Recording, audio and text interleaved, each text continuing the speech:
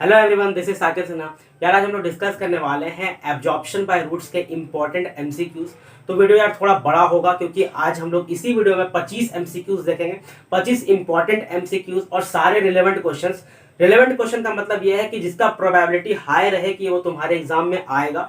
और मैं कोशिश करूंगा यार कि 70 से 80% चैप्टर तुम्हारा इसी के थ्रू कवर हो जाए, इस वीडियो के थ्रू कवर हो जाए। उसके बाद जो तुम्हारा 20 से तुम्हारा 25% जो तुम्हारा बच जाएगा वो तुम एक या दो रीडिंग में तुम कंप्लीट कर लो। 25 क्वेश्चन हम लोग एक शॉट में देखेंगे और केवल हम लोग आंसर नहीं देखेंगे, मतलब एमसीक्यू देखेंगे, एमसीक्यू का आंसर देखेंगे, आंसर को मैं एक्सप्लेन करूंगा, ठीक है। लेकिन साथ में 3 ऑप्शन और होगा, तो जो 3 इनकरेक्ट ऑप्शन होगा यार उसे भी मैं तुम्हें एक्सप्लेन करूंगा। इसलिए थोड़ा सा वीडियो लंबा हो जाएगा, तो लास्ट तक देखना। जो पहली बार ये वीडियो को देख रहा है उसे बहुत ध्यान से सुनने का जरूरत है, और जो ये चैप्टर पहले कर चुका है, जो रिवीजन कर रहा है, उसे मैं रिकमेंड करूंगा कि 1.25x या 1.5x पे ये वीडियो देख सकता है। हम लोग पहले क्वेश्चन से स्टार्ट कर रहे हैं। पहला क्वेश्चन है a condition opposite to turgidity.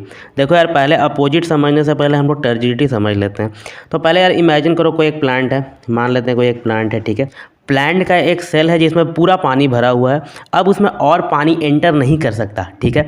उस स्टेज को हम लोग क्या कहते हैं? Turgid state. मतलब कि वो सेल क्या है? टर्जिड स्टेट में है। यानी कि टर्जिडिटी वो स्टेट है जिसमें और पानी उसमें एंटर नहीं हो सकता। अगर और पानी एंटर होगा तो सेल क्या हो जाएगा? बर्स्ट हो जाएगा।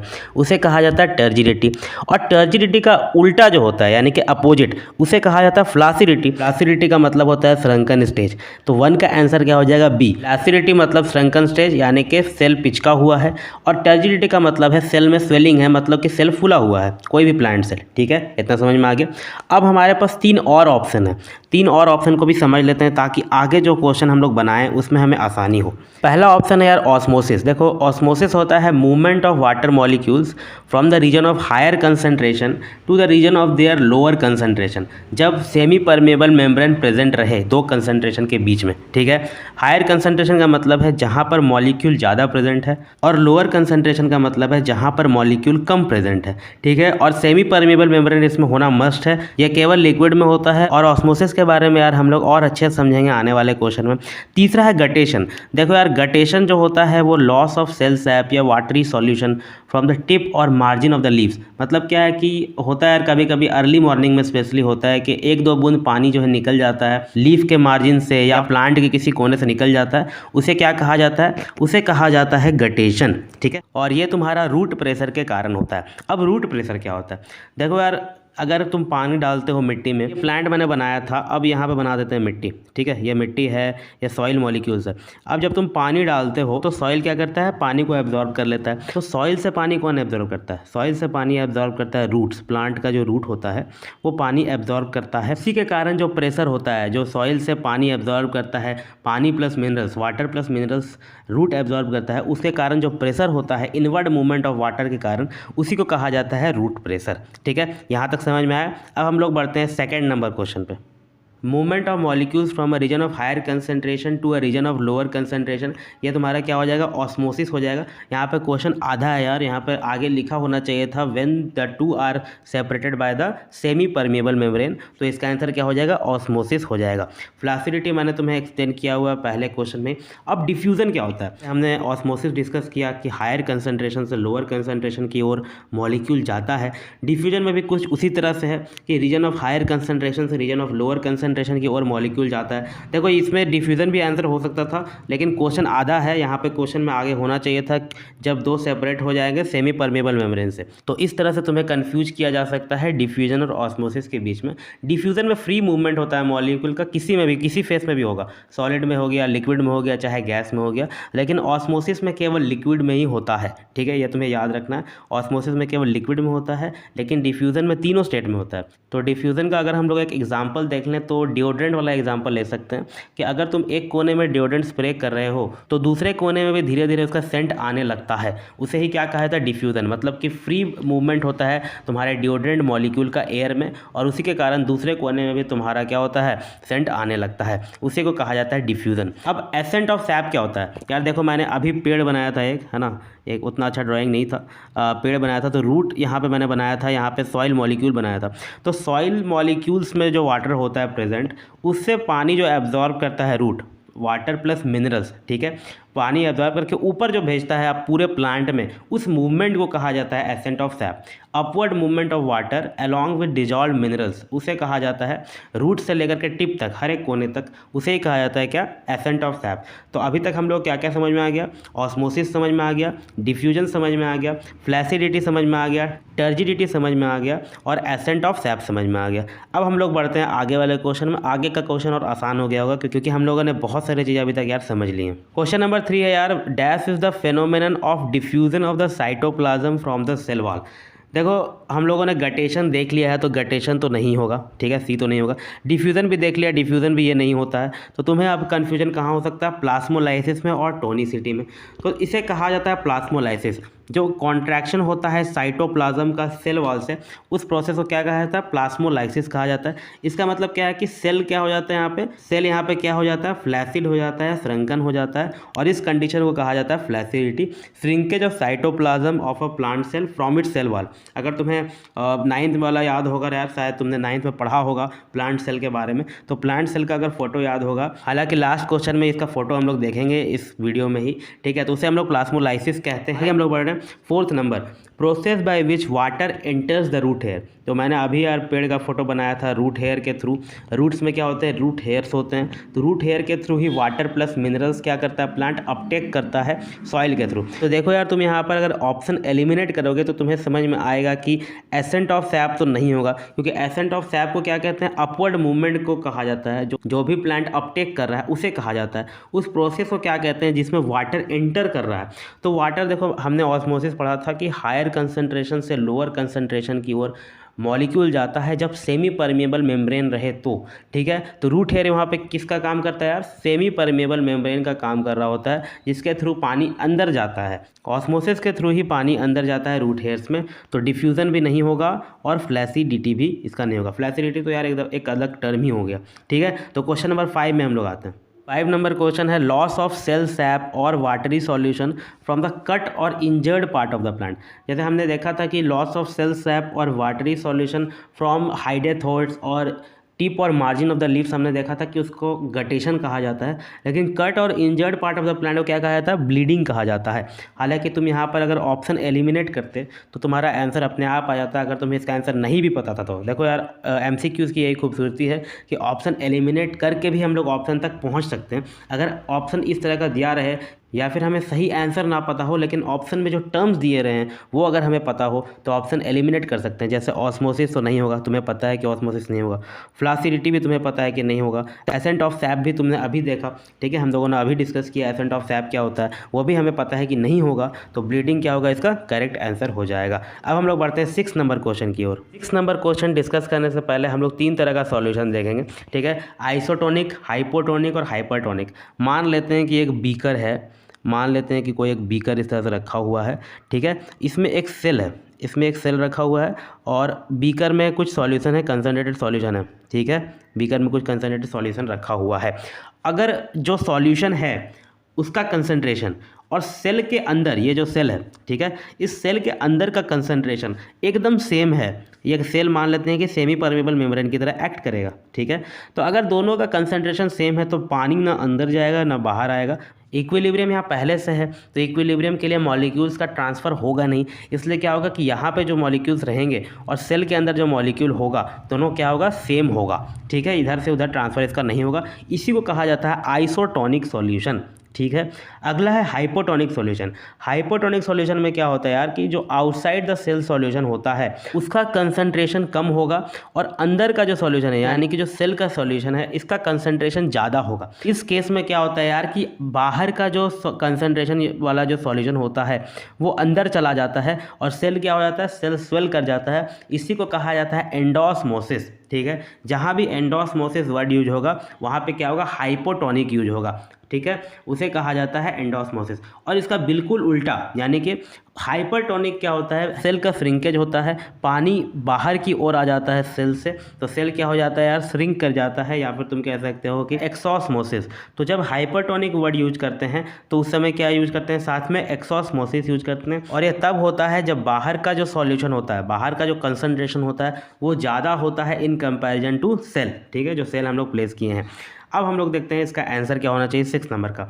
Water enters the root hair from the soil by the process of dash, this is because the solution in the soil. देखो वाटर जो एंटर करता है, जैसे जैसे मैंने बताया था कि ऑस्मोसिस प्रोसेस होता है, तो ऑस्मोसिस में क्या होता है, एंडोस्मोसिस होता है, और वो किसके कारण होता है, हाइपोटोनिक के कारण होता है। अभी मैंने बताया कि हाइपोटोनिक होता है तभी एंडोस्मोसिस होता है, हाइपरटोनिक होगा तो एक्सोस्मोसिस होगा, इसलिए यहाँ पे क्या होगा, हाइपोटोनिक होगा। यहाँ पे ऑप्शन गलत दिया हुआ है, ये होगा हाइपोटोनिक। ठीक है, मैं लिख नहीं पा रहा हूँ अच्छे से, तुम समझ जाओ, यहाँ पे है हाइपोटोनिक।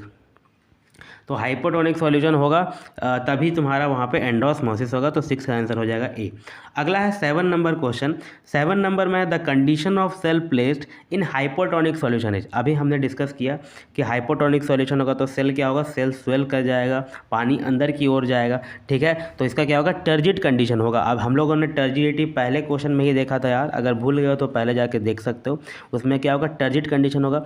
फ्लासिड कंडीशन यार उसमें होगा जब हाइपरटोनिक सॉल्यूशन होगा, और नो चेंज उसमें होगा जब आइसोटोनिक सॉल्यूशन होगा। ठीक है, हम लोगों ने सारे ऑप्शन भी डिस्कस कर लिए। अब हम लोग बढ़ते हैं 8 नंबर क्वेश्चन की तरफ। अगला क्वेश्चन है, a solution which concentration is greater than that of the cell sap. तो मैंने अभी बीकर बनाया था यार, ठीक है, यह सेल सैप सेल रख देते हैं, इसमें पानी डाल देते हैं। अब इसमें देखेंगे कि बाहर का कंसंट्रेशन ज़्यादा है अंदर से। ठीक है, तो ये कब होता है, जब हाइपरटोनिक सॉल्यूशन होता है। जब हाइपरटोनिक होता है तब बाहर का कंसंट्रेशन ज़्यादा होता है। हाइपोटोनिक में क्या होता है, बाहर का कंसंट्रेशन कम होता है, और आइसोटोनिक में क्या होता है, दोनों तरफ बराबर होता है। ठीक है, तो आई होप तुम्हें ये तीनों टर्म अच्छा से समझ में आ गया होगा। नहीं आया तो तीनों क्वेश्चन फिर से देखो। 6, 7, 8 में हम लोगों ने बिल्कुल यही 3 सॉल्यूशन के ऊपर क्वेश्चन डिस्कस किए हैं। अगला क्वेश्चन है 9 नंबर। 9 नंबर क्वेश्चन क्या है, the significance of turgidity in a cell is. Movement of water from cell to cell होता है यार, स्पेशली रूट सेल्स में क्या होता है, टर्जिडिटी के कारण तुम्हारा मूवमेंट ऑफ वाटर होता है। प्रॉपर शेप भी मेंटेन कराता है, जब स्वेलिंग कंडीशन में होगा तो शेप भी अच्छा रहेगा, प्रॉपर शेप होगा। रिजिडिटी भी प्रोवाइड कराता है, इसका मतलब इसका आंसर क्या हो जाएगा, ऑल ऑफ दीज हो जाएगा। अब तुम्हें यहाँ पे क्या करना है, रॉन्ग स्टेटमेंट आइडेंटिफाई करना है। डिफ्यूज़न और ऑस्मोसिस के बारे में लिखा हुआ है। तो डिफ्यूज़न मैंने तुम्हें बताया कि एयर में भी हो सकता है, सॉलिड में भी हो सकता है, लिक्विड में भी हो सकता है। तो ये बाई डायरेक्शनल तो होगा ही, जैसे एयर में होगा, किसी भी डायरेक्शन में, 2 डायरेक्शन में हो सकता है डिफ्यूज़न। ठीक है, सेकंड ऑप्शन है, in diffusion no membrane is present. बिल्कुल सही है, सेमी परमेबल मेम्ब्रेन का यूज होता है ऑस्मोसिस में, पर डिफ्यूज़न में क्या होता है, डायरेक्ट मूवमेंट होता है। तो बी ऑप्शन तुम्हारा रॉन्ग नहीं है। ऑप्शन नंबर सी में है, diffusion occurs in a liquid state only. बिल्कुल ये गलत है, क्योंकि सॉलिड में, लिक्विड में और गैस तीनों में हो सकता है। Osmosis is a slow process than diffusion, ये सही है। ऑस्मोसिस स्लो होगा क्योंकि वो लिक्विड में ट्रांसफ़र होता है, और एयर में तुम्हारा जल्दी ट्रांसफ़र हो सकता है, इसलिए डिफ्यूजन क्या है, फास्ट प्रोसेस है। ठीक है, अब हम लोग बढ़ते हैं 11 नंबर क्वेश्चन में। Identify which is in logical sequence according to conduction of water. तो मैंने यार फ़ोटो बनाया था, फिर से बना लेते हैं फ़ोटो। ठीक है, यहाँ पे मान लेते हैं कि ये रूट है, इधर प्लांट है, ये सॉरी अच्छा से फ़ोटो बन नहीं रहा। ठीक है, मान लेते हैं ये रूट है, यहाँ पे सॉइल मॉलिक्यूल प्रेजेंट है, इसमें पानी है। ठीक है, सॉइल मॉलिक्यूल में पानी है, जो पानी एब्जॉर्ब किया हुआ है, और यहाँ पे रूट्स में रूट हेयर्स होते हैं, है ना, रूट हेयर होते हैं। अब अच्छा से बन नहीं रहा, तो तुम देखोगे यहाँ पे ऑप्शन एलिमिनेट करके निकाल सकते हो। अगर तुम्हें आंसर नहीं पता है फिर भी हम लोग आंसर तक पहुंच सकते हैं। देखो कैसे, बिना फ़ोटो देखे तुम्हें आंसर समझ में नहीं आएगा, तो बुक में इसमें फ़ोटो दिया होगा लेबलिंग के साथ, तुम्हें लेबलिंग याद होना चाहिए। लेकिन देखो यहाँ पर हम लोग पहुंच सकते हैं कैसे। सबसे पहले तुम्हारा सॉइल वाटर होना चाहिए, मतलब कंडक्शन है, इसका मतलब क्या है कि पानी किस तरह से अंदर आ रहा है, तो पहले तो सॉइल वाटर से आता है। तो ये 2 ऑप्शन में तुम्हारा दिया हुआ है सॉइल वाटर। ठीक है, तो सॉइल वाटर के बाद देखो तुम्हारा रूट हेयर होना चाहिए, जैसे हम लोगों ने पिछले क्वेश्चंस में किया है कि रूट हेयर के थ्रू ही पानी अंदर आता है। तो देखो ये ऑप्शन नंबर बी में ही तुम्हारा दिख रहा है। आगे कॉर्टेक्स है कि एंडोडर्मिस है कि जाइलम है, उससे हमें क्या मतलब है, हमें यहीं पे सही आंसर मिल गया है, क्योंकि सॉइल वाटर 2 ही ऑप्शन में था, और उसके बाद रूट हेयर सेकेंड नंबर पर केवल बी ऑप्शन में। तो हमें यहाँ पर आंसर सही मिल गया है, लेकिन फिर भी तुम्हें अच्छा से लेबलिंग याद होना चाहिए कि कंडक्शन ऑफ वाटर किस तरह से होता है प्लांट में। हम लोग आगे इसका फोटो भी देखेंगे। ठीक है, 12 नंबर क्वेश्चन अब देखते हैं। 12 नंबर क्वेश्चन तो यार हम लोग पहले भी देख चुके हैं, ऑप्शन के थ्रू ही। Loss of cell sap through hydathodes from the tip और मार्जिन ऑफ लीफ, ये रूट प्रेशर के कारण होता है, और इसका आंसर क्या होना चाहिए, गटेशन होना चाहिए। ब्लीडिंग तुम्हारा injured part of the plant से होता है, जो मैंने बताया था। ठीक है, तो आगे बढ़ते हैं 13 नंबर क्वेश्चन में। Direct statement about rate of diffusion is. देखो यार, रेट ऑफ डिफ्यूजन कैसे कैसे बढ़ेगा, जब हम लोग 2 पॉइंट का डिस्टेंस को अगर हम लोग डिक्रीज कर देंगे तो रेट ऑफ डिफ्यूजन बढ़ेगा। बिल्कुल सही बात है, ए ऑप्शन सही होगा। फिर बी ऑप्शन में क्या है, increase in difference in concentration between two reasons increases diffusion. अब कंसंट्रेशन बढ़ा देंगे, जैसे मैंने डिओ स्प्रे का बताया था एग्जाम्पल, अब डिओ स्प्रे ज़्यादा करेंगे, कंसंट्रेशन बढ़ा देंगे तो डिफ्यूज़न भी ज़्यादा होगा, ज़्यादा सेंट आएगा, ठीक है, तो डिफ्यूज़न का रेट क्या होगा, बढ़ जाएगा। अगला है increase in area of diffusion increases it's rate, बिल्कुल सही, अगर एरिया बढ़ा देंगे तो उसका रेट बढ़ जाएगा। तो इसका आंसर क्या हो जाएगा यार, ऑल ऑफ दीज आंसर हो जाएगा, 13 का आंसर हो गया डी, ठीक है। अब 14 नंबर देखते हैं। Absorption of water by the solid particles of a substance in their dry or semi-dry state without forming a solution। तो अगर तुम ऑप्शन एलिमिनेट करोगे तो यहाँ तुम्हें पता चलेगा कि प्लाज्मोलाइसिस तो नहीं होगा। प्लाज्मोलाइसिस हमने देखा कि श्रिंकेज ऑफ साइटोप्लाज्म होता है फ्रॉम द प्लांट का सेल वॉल से। डी प्लाज्मोलाइसिस भी नहीं होगा, क्योंकि ये तो डी प्लाज्मोलाइसिस नाम से ही लग रहा है कि प्लाज्मोलाइसिस का उल्टा है। एक्टिव ट्रांसपोर्ट भी नहीं होगा यार, क्योंकि एक्टिव ट्रांसपोर्ट होता है पैसेज ऑफ सॉल्ट और आयन फ्रॉम लोअर से higher concentration utilising energy from the cell, ठीक है। इसको हम लोग क्या कहते हैं, एक्टिव ट्रांसपोर्ट कहते हैं, मतलब कि आयंस का जो ट्रांसपोर्टेशन होता है सेल के थ्रू उसे कहा जाता है। तो ये भी नहीं होगा, तो इसका आंसर क्या हो जाएगा, इम्बाइबिशन हो जाएगा। 14 का आंसर हो गया ए। अब हम लोग आगे बढ़ते हैं 15 नंबर में। Marine fish when placed in tap water burst because of, तो वो बर्स्ट क्यों कर जाता है, उसका सेल बर्स्ट करेगा क्योंकि वो टर्जिड कंडीशन में रहेगा या टर्जिड कंडीशन को पार कर जाएगा तभी, यानी कि और ज़्यादा पानी अब एंटर नहीं हो सकता सेल में, उससे ज़्यादा पानी अगर एंटर होने लगे तो बर्स्ट हो जाएगा। तो टर्जिडिटी कब होता है यार, जब एंडोस्मोसिस होता है। एंडोस्मोसिस का मतलब होता है हाइपोटोनिक सॉल्यूशन, है ना, जब कंसंट्रेशन बाहर कम रहे और पानी अंदर आ जाए उसको एंडोस्मोसिस कहते हैं। डिफ्यूज़न नहीं होगा, ये टर्म ही अलग है। एक्सोस्मोसिस हाइपरटोनिक के साथ होता है और प्लाज्मोलाइसिस भी नहीं होगा। Diagram below represent a plant cell after being placed in a strong sugar solution, study the diagram and answer the question that follows. देखो यार, इसको स्ट्रॉन्ग शुगर सॉल्यूशन में रखा गया था, उसके बाद का स्टेट तुम्हें बताना है। तो देखो यही प्लाज्मोलाइसिस स्टेट है ना। What is the state of cells shown in the diagram, इसी को कहा जाता है प्लाज्मोलाइज्ड स्टेट। तो 16 का आंसर हो जाएगा सी। 16 का आंसर क्या हो जाएगा, सी। डी प्लाज्मोलाइज्ड हो गया उसका उल्टा। टर्जिड मतलब हो गया स्वेलिंग वाला स्टेज, ठीक है। तो ये फ्लासिड स्टेज है, यानी कि श्रंकन स्टेज है। अब हम लोग आगे बढ़ते हैं 17 नंबर क्वेश्चन में। Structure which acts as selective permeable membrane is, अब यहाँ पे सेलेक्टिव परमेबल मेम्ब्रेन की तरह कौन एक्ट कर रहा है। अब तुम देखो यहाँ पर लेबलिंग अगर हम लोग देखें तो 2 में तुम्हारा स्ट्रॉन्ग शुगर सॉल्यूशन है, 3 में तुम्हें सेल मेम्ब्रेन दिख रहा है, 1 में सेल वॉल है और 4 में न्यूक्लियस है। अगर तुम याद करोगे प्लांट सेल का डायग्राम तो तुम्हें समझ में आ जाएगा कि मैं क्या कह रहा हूँ, ठीक है। तो 3 में तुम्हारा सेल मेम्ब्रेन है, सेल मेम्ब्रेन ही एक्ट कर रहा है सेलेक्टिवली परमेबल मेम्ब्रेन की तरह। तो 17 का आंसर हो जाएगा डी। आगे 18 number, the part number 2 and 3 is, तो मैंने अभी तुम्हें बताया कि 2 एंड 3 में क्या है। 2 एंड 3 में तुम्हारा स्ट्रॉन्ग शुगर सॉल्यूशन है और 3 में तुम्हारा सेल मेम्ब्रेन है, 4 में न्यूक्लियस दिख रहा है और 1 में प्लांट सेल। तो इसका आंसर हो जाएगा स्ट्रॉन्ग शुगर सॉल्यूशन और cell membrane. Scientific term for recovery of cells, अब इसका रिकवरी करेंगे यानी कि इसका अपोजिट कंडीशन में लाने के लिए क्या होगा, ये तो पहले ही से प्लाज्मोलाइसिस वाला है कंडीशन, ठीक है। इम्बाइबिशन नहीं होगा, हमने अभी देखा।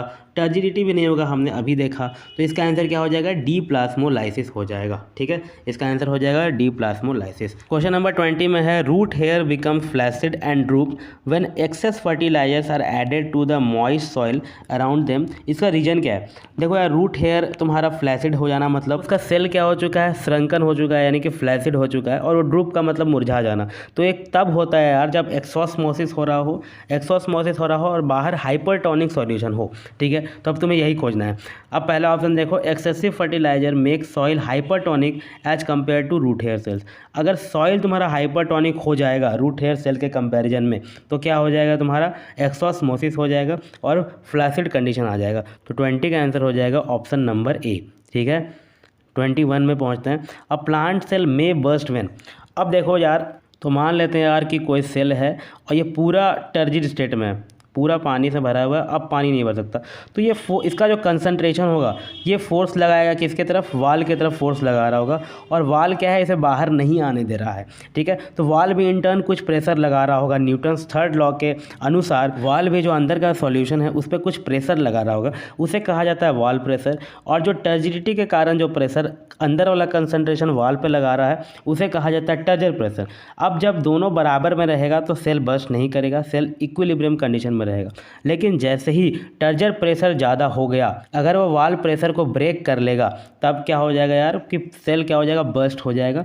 तो इसका आंसर क्या हो जाएगा 21 का बी, यानी कि turgor pressure exceeds wall pressure, ठीक है। आगे बढ़ते हैं। The cell which regulate the opening and closing of stomata in leaf is. देखो ओपनिंग एंड क्लोजिंग तुम्हारा गार्ड सेल कंट्रोल करता है। स्टोमाटा के बारे में पढ़ देना यार, ये आगे वाले चैप्टर में भी तुम्हारे काम का है, बहुत काम का टॉपिक है ये, इससे क्वेश्चन रहने का संभावना बहुत ज़्यादा है। गार्ड सेल तुम्हारा जब टर्जिड स्टेट में होता है तब तुम्हारा ओपनिंग और क्लोजिंग में तुम्हारा हेल्प करता है स्टोमाटा का। आगे बढ़ते हैं। अब डायग्राम बेस्ड क्वेश्चन है यार, तो कंडक्शन वाटर का जो पिछला क्वेश्चन था ये उसी पे बेस्ड है और इसमें डायग्राम है। देखो 2 नंबर में तुम्हें दिखेगा सॉइल मॉलिक्यूल्स है, 1 में तुम्हें दिखेगा रूट हेयर है और पानी अंदर की ओर जा रहा है। ठीक है, सॉइल मॉलिक्यूल से एब्जॉर्ब होकर के रूट हेयर एब्जॉर्ब कर रहा है पानी और अंदर की ओर जा रहा है। ठीक है, तो ये डायग्राम तुम्हारे दिया होगा, तुम्हारे बुक में भी दिया हुआ होगा। अब हम लोग इससे रिलेटेड क्वेश्चन देखते हैं। The pressure that is responsible for the movement of water in the direction indicated by arrows is. देखो वॉल प्रेशर मैंने तुम्हें बता दिया है ना, वॉल प्रेशर अभी बताया तो ये नहीं होगा। टर्जर प्रेशर भी अभी मैंने तुम्हें बता दिया है क्या होता है। ठीक है, एक बार तुम्हें खाली बुक से रीडिंग कर लेना है, फिर तुम्हारा समझ में सब कुछ आ जाएगा। तो इसका आंसर होगा ऑस्मोटिक प्रेशर। जब एंडोस्मोसिस के कारण पानी अंदर आ रहा है तो प्रेशर वाला टर्म को भी क्या कहेंगे। अब यहाँ पे दिमाग लगाने वाली बात है कि ऑप्शन तुम्हें दिया हुआ है ऑस्मोटिक प्रेशर, ऑस्मोसिस के थ्रू ही पानी आ रहा है तो उसे क्या कहना चाहिए, ऑस्मोटिक प्रेशर ही कहना चाहिए। अगर तुम इसे नहीं भी पढ़े हो तो भी तुम्हें समझ में आ जाएगा। आगे वाला क्वेश्चन 24 नंबर है ना, सेकंड लास्ट क्वेश्चन हम लोग कर रहे हैं। Due to excess of this pressure, है ना, इसी प्रेशर के कारण क्या होता है, sometimes drop of water are found along the leaf margin of some plants specially in early morning. देखो यार हम लोगों ने ये वाला चीज़ 3-4 बार देख लिया है, ये वाला टर्म पूरे वीडियो में। तो इसका आंसर तुम्हारा गटेशन होगा। ब्लीडिंग तुम्हारा जो इंजर्ड पार्ट से निकलता है उसे कहते हैं bleeding. Part level 1 and 2 are. अब हम लोग 1 और 2 देख लेते हैं। अभी मैंने तुम्हें बताया कि 2 क्या है, सॉइल वाटर है या सॉइल मॉलिक्यूल या सॉइल वाटर कह सकते हो, और 1 तुम्हारा क्या है, रूट हेयर है। तो इसका आंसर क्या हो जाएगा तुम्हारा, हो जाएगा डी, यानी कि 1 में है रूट हेयर और 2 में है सॉइल वाटर। टोटल हमने 25 क्वेश्चन डिस्कस किए हैं। आई होप कि मैक्सिमम तुम्हारा इससे कवर हो गया होगा। 70 to 80% टर्म्स हमने कवर कर लिए हैं इसी वीडियो के थ्रू। और अगर तुम्हें कोई भी डाउट या कोई भी प्रॉब्लम रहे तो तुम कमेंट सेक्शन में कमेंट करके पूछ सकते हो। और मैं सजेस्ट करूंगा कि तुरंत इस वीडियो को देखने के बाद तुरंत अगर तुमने ये चैप्टर पढ़ के रखा हुआ है तो एक बार और रिवीजन कर लेना, और अगर पहली बार कर रहे हो तो भी रिवीजन कर लेना यार, एक बार रीडिंग कर लेना चैप्टर को, तो बहुत अच्छा से तुम्हारा ये चैप्टर कंप्लीट हो जाएगा। आई होप कि तुम्हें वीडियो पसंद आया होगा यार। अगर पसंद आया है तो मैं रिक्वेस्ट करूँगा कि अपने दोस्तों के साथ शेयर कर देना, और चैनल पर नया तो चैनल को सब्सक्राइब कर देना।